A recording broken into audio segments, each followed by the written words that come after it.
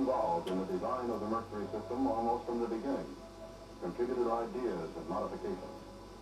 You worked with the engineers, came to know the components and systems like you know your own car. And you followed the tests, test after test after test, to make sure the design did what it was supposed to do.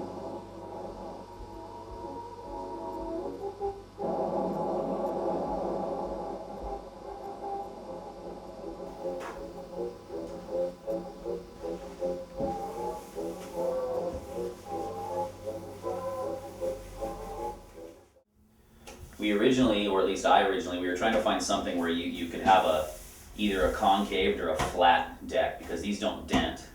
So we were just looking for a surface that you could stand on, either concave, and we tried just concaving the decks, but it didn't work with a fat rail and a thin middle. It was kind of a weird pontoon kind of feeling, and it didn't really work that great.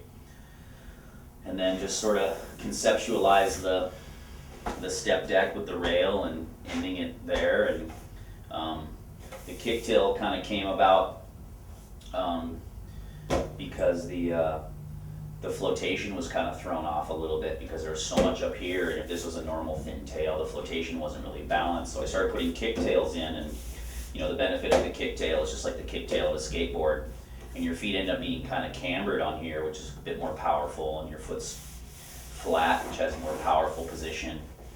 And then you can get a pretty stable feeling board with a thin rail, so you can get like a lot of volume, but not a kind of a slow, dead rail. You can get a really sensitive, bitey rail without a board feeling tippy and too thin on the rails because of the extra foam here.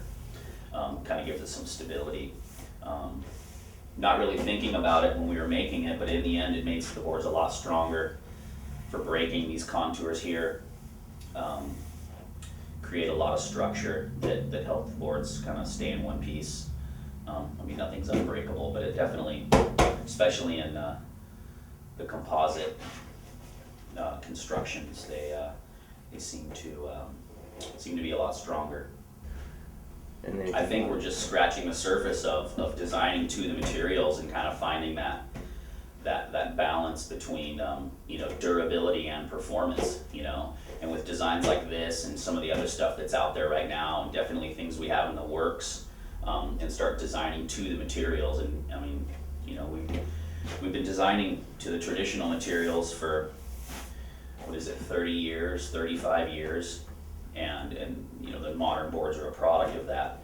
And I think just by experimenting with new things, new materials, new ways to change the flex pattern, and just completely different bottoms and outlines, we're just kind of scratching the surface. And it's possible to have a board that you could have for a year that's light and performs as good or better than anything that's been made.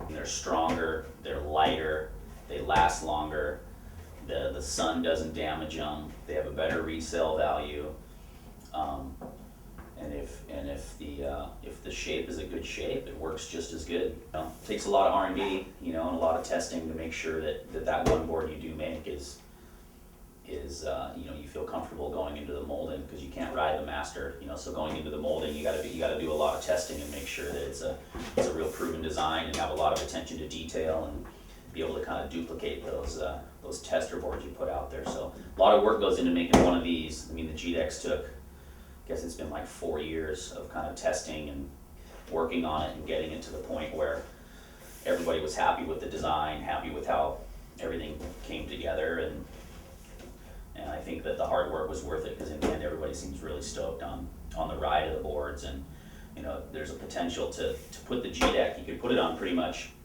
any surfboard. It's just, it's really, from the rail down, what's in the water is the most important thing.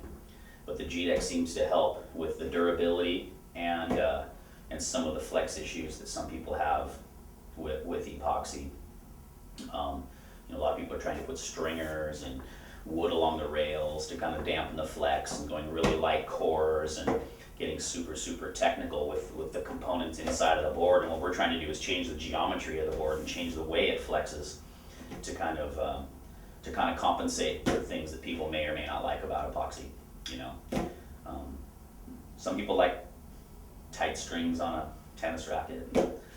Some people like loose strings. It just kind of depends on what you like, you know.